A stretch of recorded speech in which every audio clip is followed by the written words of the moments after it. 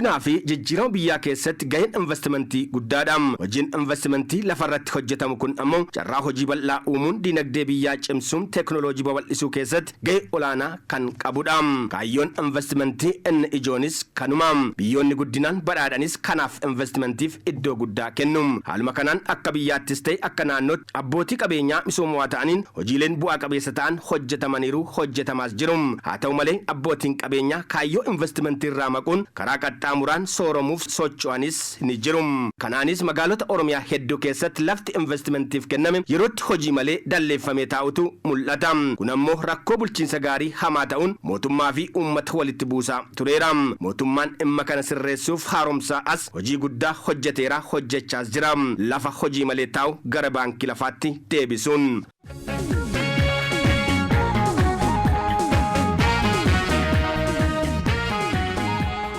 OBN sagaleen uummataa haaromsa waliin wal qabatee kanaan dura lafoota haga buubulan magaalota Oromiyaa garaa keessatti abbootii qabeenyaa lafa daangeessanii yookaan dalleessanii turan irraa fuudhamaa turuunsaa gabaasuun keenya ni yaadatama. Lafti kun har'a maarra jira. Dhimma kana irratti waan qindeeffanne qabnaa nu waliin tura.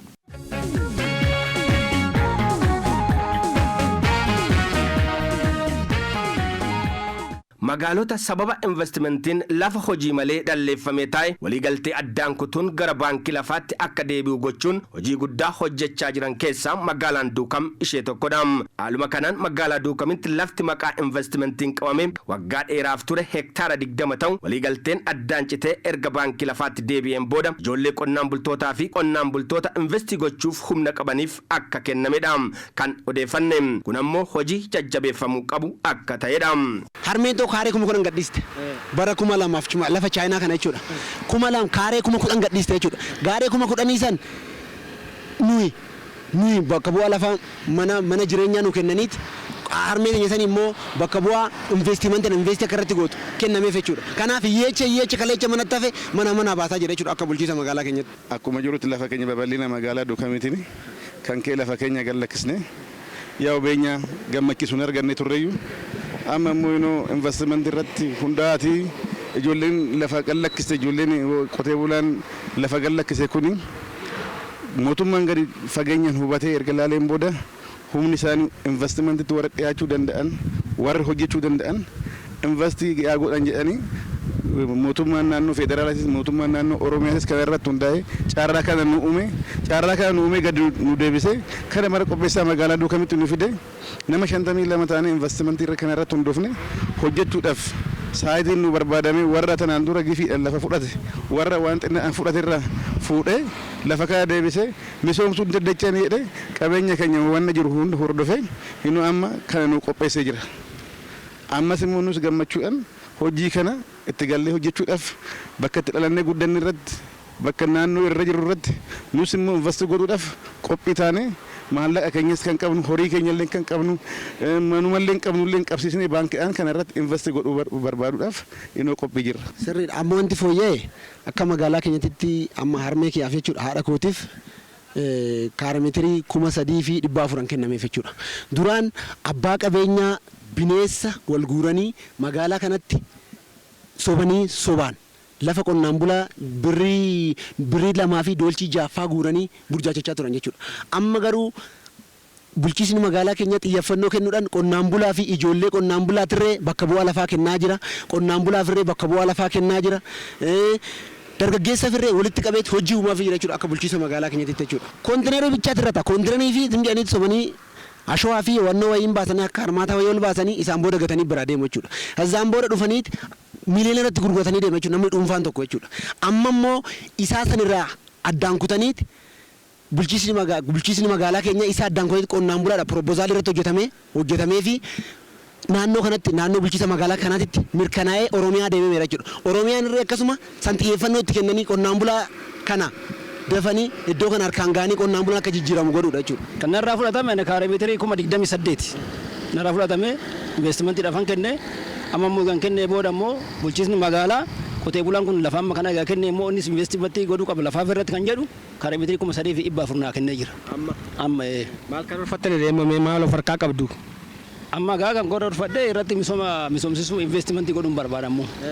Amma irratti proposaalii baafadhee amma olaantu bee jira Oromiyaa ga'ee jira amma achi deebi'eera warra investii irratti godhatan yaada. Maal hojjechuu barbaadda? Ani investimentii kan godhu wood product kan jedhamu annoo gara muka irratti oomishuu barbaada. Farniicharii midhaan isaan barbaada jechaadha. Magaalonni biraarree fakkeenyummaa duukam irraa fudhatanii qonnaan bulaa irratti hojjetani. Qonnaan bulaan waaqnis namaaf tola jedhan. Waaqnis namaaf tola maaliifiin hojjette qonnaan bulaan kun hiyyeecha manaan bahu. Manuma ta'anii sobanii sobsiisuu irra gadi baasanii abbaa qabeenyaa godhu asfaaltii irraa kennu. Asfaaltii irraa kennan qonnaan bulaan sun hin jijjiirame jechuudha. Qonnaan bultoonni kunniin bara 1997 tilmaama beenyaa lafti kaaree meetira tokko birrii 2 fi saantima 50 akka irraa fudhatamedha kan dubbatan. Seenaan lafa kanaa bara 97 qotee bulaa irraa fudhatame. Egaa fudhatameen booda amma darasii oduu misoomiin kinoo amma anuma laaltan kana caaccuu qoree fi wannoota irratti margee jira. Konteenaruma abbaan qabeenya konteenaruma fidee irratti teechise amma kinoo amma darasii waggaa 15 oduu misoomiin turee jira. Investimantiidhaaf kennamee ture. Amma kinoo gandi magaalaan irraa fuudhee ijoollee qotee bulaatiif fi qotee bulaadhaaf kennee amma iddoo kana. Nu dammoo wannoodhaan investimantiidhaan chaayinaadhaa gadhiisnee jirra. Lafa mana jireenyaatiifis gadhiisneerra. An amma bara 97 gadhiiseen. Kaarameetirii kara 10,000. Lafa qonnaa. Birrii 2 shilingiidha yeroo sanii. Amma 1,500 amma ijoollee qotee bulaa lafarraa buqqa'an jedhameeti. Barana kinoo kana nu mirkaneessan. Lafa warra duraan chaayinaadhaafis maaliidhaafis gadhiise karaa 800 ganda 4 irraa amma ijoollee qotee bulaas maaliifis kenname lafti lafa iddoon jireenya tanaan dura dhiibamaa turan. As deebisee dammoo investimantiidhaanis gaafadha jedhee magaaltichi bulchiinsi magaalaa waan mijeecheef ijoolleen qotee bulaan hunduu walumatti maatii wajjin walirratti ta'anii gaafii gaafataniin deebii nama qotee bulaa 52 way murtaa'eefii jira.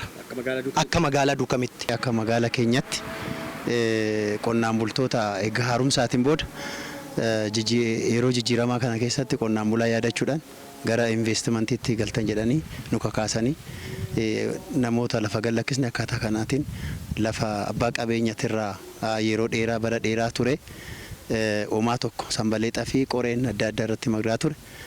Bineensonni adda addaatti galaa ture kan harkaa fuudhee istookitti galsee akkaataa kanaan qonnaan bultoota 52f kennamee jira akka magaalaa keenyatti. Isa keessaa ani nama tokkodha kan argadhe. Inni kunis hoteelaaf kaarimeetirii 1,500 naaf kennameera. Lafti kunis lafti argitan kun bara 1997 qonnaan bultoota asirraa ka'an birrii 2 fi shilingiidhaan asirraa kaasanii garuu hamma darasii akkuma laaltan kan lafa kana oomaa irratti misoomsiin qoree adda addaatii fi sanbaleen irratti marguudhaan ormisoomin taa'eera. Garuu hooggansi jijjiiramaa qonnaan bultoota 52tiif kan kana fakkaatu nu laatee jira jechaadha. Amma qonnaan bulaan yaadatamuun fayyadamaa ta'aa jirra abdii qabnaa jedhu. Akka Oromiyaatittu reef biiftuun nu baate. Duramtu garagalee nu laale abbaa qabeenya bichaa laalama sirna wayyaanee keessa jechaadha. Amma immoo wayyaaneen badee jira. Muuxannoo argameen jijjiirama argameen bilchiginnaan gosa dhufeet isarratti haala bilchiginnaa saniin kan dhufe saniin mootummaan haala gaariidhaan qotee bulaan lafa amma kana kennee kanaaf irratti investii godhu qabu kan jedhu bulchiinsi magaalaatis nu qarqaaree akka Oromiyaattis immoo bulchiinsi magaalaattis bulchiinsi mootummaa naannoo Oromiyaatu qarqaaree qotee bulaan lafa irratti investii godhu qabu kan jedhu iyyaman kenna. Namoonni 50 kun hojii akkam akkamii irratti bobba'aniiru wal quba qabdu kan jedhuu fi qabna nu hundiyyuu yaa walitti himuudhaan wal kakaasuudhaan qonnaan bulaan keenya kan namoota hubannoo hin qabne hubannoo itti honnoo jechuudhaan nu fayyada jennee akkaataa kanaatiin hoteelaaf maanifaakcharii irratti agiroo industirii irratti kan bobba'an hundasaa akkaataa kanaatiin nu kennamee jira lafti kun jechaadha. Nama 52tiif gara naannoo hektaara 22titu qophaa'ee nu kennama. Lafa abbaa qabeenyatirraa fuudhamee istookii keessa jiru jechaadha. Rakkoo jabaan nu mudatee tureyyuu xalayaa takkaan kennamaa gizee san lafti har'a garuu waan akkasii sun hin jiru. Gadi fageenyaan ilaalameet investimentiin eenyutu investi godhuu danda'a eenyutu dhugumaan hojjechuu danda'a kan jedhamu maayidha. Lafa kana akkatti kan laaltanii waggaa 15 waggaa 20 ol fudhatame erga fudhatame akkatti waan tokko don tajaajila oduu qotee bulaan itti fayyadamin duwwaa taa'eet karoorri amma jiru kun mootummaan amma jiru kunii fi caasaan mana qopheessaa keenya wal ta'e kana laalee hordofee iddoo kana eenyuudhaaf kennina kan jedhu eenyudhaaf kan kennina kan jedhu itti deeme koottaati investi godhadha warri humni qabda warri qotee bulaan jedhanii proposaalii keenya galchinee akkas goone. Aantummaan fayyadamummaa qonnaan bulaaf ogeessi magaalaa qabus akka isaan gammachiisedha qonnaan bultoonni kunniin kan dubbatan. Egaa haaromsi kun dhufe amma qotee bulaan eessa jirarree an jedhame amma dhugaasin hin jedhe birrii 2 shilingii gadhiisne kun mana farsoo tola kun mana haraqee tola qotee bulaan abbaan qabeenya dammoo birrii 2 shilingii uummata irraa fudhateet itti xireet miliyoonaratti ta'aa ture. Yaa ta'u malee oduu misoomsi lafuma birrii 2 shilingii fudhate san deebisee xiree miliyoona meeqatti gurguraa ture. Nus taazzabaatuma turre asuma jirra asumatti dhalanne asumatti guddanneen. Kanaafuu isaan booda mootummaan kana gadi fageenyaan laalee warra misoomsine kana irraa fuudhee qotee bulaadha deebisuun isaa akkuma bakka tokkotti dhaga'utti akka magaalaa duukamitti baay'ee gaariidhaan jedha. Hoggansi magaalaa keenya antummaa qonnaan bulaa qabuun irraan kan ka'e ijoollee qonnaan bulaas kakaasuudhaan akkaataa kanaatiin deeggarsa addaa godhaafii jira jecha. Miidhama kaleessa qonnaan bulaarra gahaa ture dandamachiisuun fayyadamummaa qonnaan bulaa daran mirkaneessuuf hojiitti akka galanii jiranis himaniiru. Akka magaalaa duukamitti egaan beekama dhimmi lafaa Oromoo fuulduratti iddoo guddaa qaba. Dhimma kana wal qabatees namoonni baay'een ammaan dura karaa adda addaatiin lafti harkaa fuudhamee harka isaanii duwwaas waan kan hafan jiru. Akka magaalaa keenyatti egaa seenaawwan ammaan dura darbe sana egaa waa lama goone jennee yaadne jechuudha. Tokkoffaa kan kaleessa raawwatame sana raawwannu jenne inni lammaffaa kan kaleessa raawwatame sana ammoo amma danda'ametti madaa kaleessa sana hin suphina jenneeti kan itti galle. Kanarraa ka'uudhaan hin beekama sababa investimentii telefoonni gurguddaan fudhatamanii otoo misoomin yeroo dheeraa kan lakkoofsisanii jiru. Kanarra dhaabbannee akka magaalaa keenyaattis heektaara 20 ol kan ta'u heektaara 20 ol kan ta'u lafti investimentiin fudhatame yeroo dheeraa kan ture kan sadarkaa magaalaatti waliigaltee isaanii adda adda citee naannootti darbee sanarraa kaanee yeroo dheeraa waan tureef inni jalqabaa gochuun nurra jiraatu qonnaan bultoota kanaa fi ijoollee qonnaan bulaa amma misoomsuu danda'an. Waan qaban sanaatiin waan beenyaa isaanii kaffalamte sana isaan misoomsuu warra danda'an jennee sadarkaa sanarratti sadarkaa magaalaatti warra fedhii qaban waltajjii adda addaa irratti hawaasa warranti gochuudhaan akka isaan gara kanatti dhufu taasisne jechuudha. Sadarkaa magaalaatti kaabineen magaalaa taa'ee warra hin misoomsine kan murtoo itti dabarsee akka adda adda citee jira jechuudha.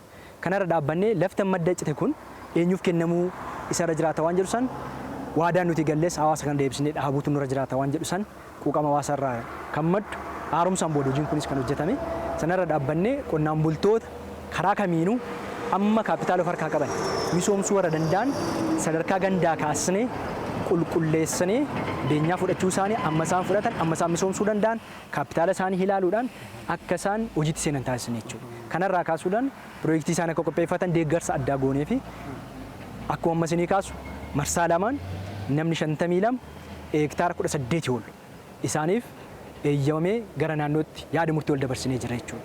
Ijoollee qonnaan bultootaa fi qonnaan bultoota humna qabaniif lafa investimentii kennuun hojiin hojjetamaa jiru kaayyoo warraaqsa diinagdee Oromoo dhugoomsuuf agarsiistuu guddaadha jedhu. Warraaqsa diinagdee Oromoo keessaa tokko qaamni hawaasaa yookaan immoo Oromoon bakka jirutti diinagdeetti karaa galuu danda'uun sochiin amma dura jalqabamee piroojeektoonni adda addaatis bocamanii hojiitti galamee jira. Akka magaalaa keenyattis qabatama magaalaa keenyattis tokko jennee jalqabuudhaaf yaaliiwwan adda addaa taasifamanii kan jiru keessoo hojii dhabaa keenya karaa industiriitti walitti hidhamiinsa uumnee diinagdee isaanii akka cimsatan lammaffaa baroota adda addaa rakkoo bulchiinsa gaariis kan ture qonnaan bulaan keenya misoomaaf lafasaa gadhiisaa kan ture beenyaa xiqqaadhaan lafasaa gadhiisee ofii isaatiif immoo hojii misoomaa keessatti osoo hin galin misoomarraa fagaatee lafa qabus sam xumuree beenyaa argate sanis xumuree yaaddoof sodaa hamaa irratti kufee ture jechuudha. Isa kana deebisnee ijaaruudhaaf qorannoo fi xiinxala tokko gaggeessinee sadarkaa magaalaatti hojiin jalqabne jira. Inni tokko beenyaa amma dura maallaqa xiqqaadhaan kaffalamaa turu waggaa tokko asitti dachaa oliin maallaqni beenyaa kaffalamu akka dabalu taasifameera. Lammaffaa abbootiin qabeenya magaalaa keenya keessatti jiran yeroo adda addaa lafa fudhatanii kan misoomsan harki caalu akkuma jirutti ta'ee dalleessee immoo sababa gahaa kan hin taane bu'uuraalee misoomaa guutee osoo jiru dalleeffatee kan taa'ee kan hin misoomin waliigalteen isaa adda citee lafoonni sun dalleeffamanii yeroo ammaa kana taa'aa kan turan qonnaan bultoota lafa misoomaaf gadhiisanii taa'aa turan kan ammoo kakaasnee ijaarree hubannaa uumnee gurmaanii dhuunfaadhaan maatiidhaan investimentii akka gaafatan propozaala qoratanii fidanii akka dhiyeeffatan erga taasisnee booda qonnaan bulaa 50 oliif gosa adda addaa humna isaaniitiin kan hoteela gaafatee jira, kan mana barumsaa gaafatee jira. Yeroo ammaa kana murteessinee lafa walii galtee addaan cite karaa asfaaltii irratti amma ilaalaa jirtan lafa babbareedaa kana qonnaan bulaa kanaaf amma murteessinee gara naannootti erginee irra jechuudha. Qorannee jechuudha.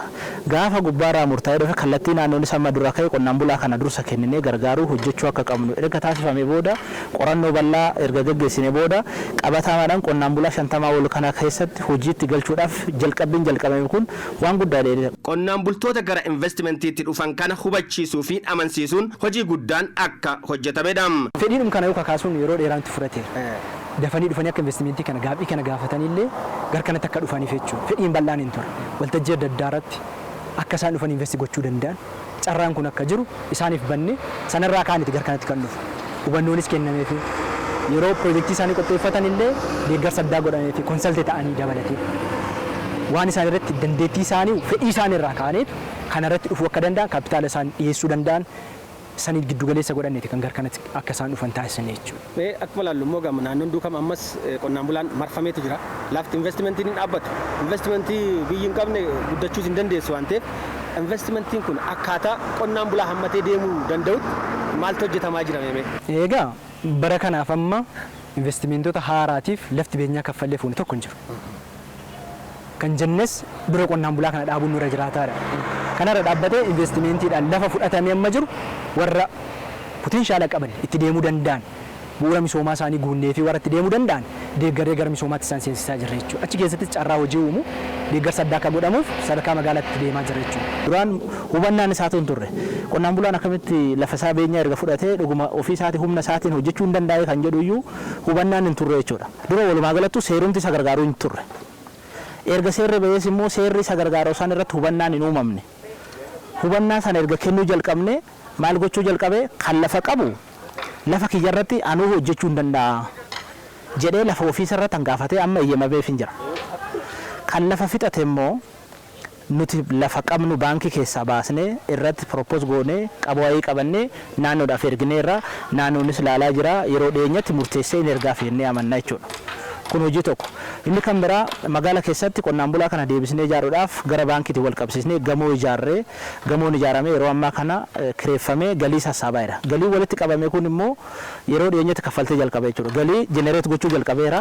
Kaffaltii hawaasni yookaan qonnaan bulaan lafa isaa fixate kun boroo dhalootaaf maatii isaatiif ijoollee isaatiif yoo xiqqaatee magaala keessatti gamoo itti fufiinsan achirraa haa xiqqaatu haa baay'atu waa argachuu danda'u sun uumamee jira jechuudha. Gamoo dabalataa abbootiin qabeenyaa yeroo ammaa kana lafa fudhatanii ijaaruudhaaf deemaa jiranis hin jira jechuudha. Kun itti fufuu qaba. Gamoo tokko lama sadii jechaa yoo deemame qonnaan bulaan lafa isaa fixate kun boruuf yoo xiqqaate bakki itti of jajjabeessu bakki itti jiruusaa maatiin isaa ijoolleen isaa itti jiraachuu danda'an madda galii magaala keessatti argachuu akka danda'u uumamaafii jira jechuudha. Kun carraa guddaadha jechuudha. Karaa biraatiin ijoolleen deebisanii akka qubatanis hojiiwwan jalqabaman kan jiruu fi rakkoon bulchiinsa gaarii kun yeroo ammaa kana hiikaa ta'ee qonnaan bulaan 50 jechuun yeroo duraa kanatti bara kana keessatti hammi kun hojjetamuun salphaa miti jechuudha. Kun wallaalee wal qabatee waliif utubee yoo deeme gaafa sun immoo hojiitti galu inni kunis kaallaalee hin dhufaa hojii jalqabbii gaariidha jechuun hin danda'ama. Abbootii qabeenyaa lafa kaa'anii gabaa irratti eeggachaa turan adda baasuun tarkaanfii hoggansi magaalaa fudhate hojii fakkeenyummaa gaarii qabudha jedhu. Qonnaan bulaan keenya vaaliyoon qonnee qotiyyoosaa akka isaa dabalu akkuma qotiyyoosaa furdisee gabaatti baasu abbootiin qabeenyaas kanaan dura fayyadamaa kan turan lafa teessanii furdisuutu ture gabaa itti eeggachuutu ture kun hin danda'amummaa isaa rakkoodha jennee ilaalletti kana irratti walii galamee investimentiiwwan amma akka magaalaa keenyatti jiran sochii keessa kan jiran irratti baay'ee isaanii kanaan dura tarkaanfii hoggansa olaanaatiin kan taa'amee tarkaanfii fudhatame investimentii akka galan kan godhamanidha amma kan jiranii fi aayidee ta'anii kan ta'an immoo qonnaan bulaa keenyatti dabarsanii akka kenname konfantii fudhatame walii gala isaa akka hoggansa jijjiiramatti rakkoo bu'uurarraa jiru jalqabee adda baasnee irratti walii galle tarkaanfii fudhachuu qabus immoo hojii maata simee akka fudhatamee deemu hojii hojjetamedha kun konfantii hoggansa olaanaatti fudhatamee kan deemudha bara kana jijjiirama toora kanatti sagarree baddaadha uummanni keenyas ragaa bayyaa amantaa jedhuun qaba. Magaalaa Duukamitti kanaan booda investeri simatamu investera qonnaan bulaa hammatee deemu guddisee waliin guddatu ta'uu akka qabudha. Kanan ta'u taanaan ammas seenaa hin taane galmeessuu ta'a waan ta'eef of eeggannoon kutannoo fi ejjennoon hojjechaa jirraa jedhu. Akka magaalaa Duukamitti akka Oromoo tokkottis yoo tilmaamnu kakaleessa raawwatame sana hin fooyyessinaa jennee jirra. Madaa kaleessaan humnuudha kan jechaa jiru.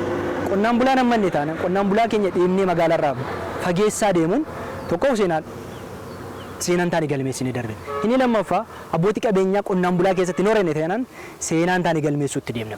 Kanaaf investimentiin gara magaala keenyaa dhufu yoo jiraate qonnaan bulaa hammatee haadaaf duudhaasaa hammatee kan deemu ta'uu irra jiraate jennuun keenya kana. Akka magaalaattis qabannee kan deemnu kana. Kanaaf investara kamiifuu kennuun dura qonnaan bulaa keenyaaf kennuutu nurra jiraata. Lafoota qabnu karaa kanarra argitan ta'e kan ganamas ilaalaa turtan lafoota iddoo ijoo ta'an qonnaan bulaan keenya irratti misoomsuu bifa itti danda'uutiin kana kan itti deemnee jiru jechuudha. Kanaaf borus kan ta'uun isarra jiraatu qonnaan bulaaf dursa kennuun waan jechaan otoo hin ta'in gochaan agarsiisaa jirra waan ta'eef borus kanan goona jechuudha. Magaala kana keessatti qonnaan bulaa seentar kan ta'e investimentii kana lafa qabsiisuun dirqama keenya ta'a jechuudha. Kanarraa ka'ee warra investoroota gurguddaa jira magaala keenya keessa. Isaan faana karaa ittiin qonnaan bulaan kun galtee walii ta'u. Fakkeenyaaf gaarmeentii irratti gaafa jan warshaan huccuu adda addaa jira. Isaanirra fudhatanii hojjechuu bifa ittiin danda'an, maashinarii karaa sana dhiyeessuu bifa ittiin danda'an, karaa sana walitti hidhaa kan jiru. Bifa sanaatiin kan piroojeektii isaanis akka hojjechiisu taasisaa jiru jechuudha. Chaayinaa keessatti jiinsiin oomishama. Isaan kun immoo jiinsii sana hodhuu irratti bifa ittiin deemuu danda'a. Maashinariin bifa sanaatiin akka qophaa'ee fi hojii kanatti galuu danda'an galtee walii bifa ta'uutiin isaanis deeggara abbaan qabeenyaas deeggarama garuu immoo qonnaan bulaan giddu galeessa akka godhatu kan gochaa jirru waan ta'eef borus ka goonu kan har'as kan gochaa jiru kana jechuudha. Kana giddu galeessa godhannee hojjenna waan ta'eef inni guddaan kakaleessaa hojjenne kakaleessaa faarsuura har'arra dhaabbannee qonnaan bulaa keenyaa deeggarru isaanis hojiitti galanii nullee sana keessatti akka biyyaatti qonnaan bulaa keenya gaafa dhaabne kan jiraachuus dandeenya. Qonnaan bulaan bakka hin jirretti seenaa keenyas balleessine duudhaa lafarra jirus balleessine kan biraatiif hojjenna yoo ta'e nullee seenaan nu gaafatti waan ta'eef dursa kan kennu qonnaan bulaa keenya seentar gooneef kan hojjennu.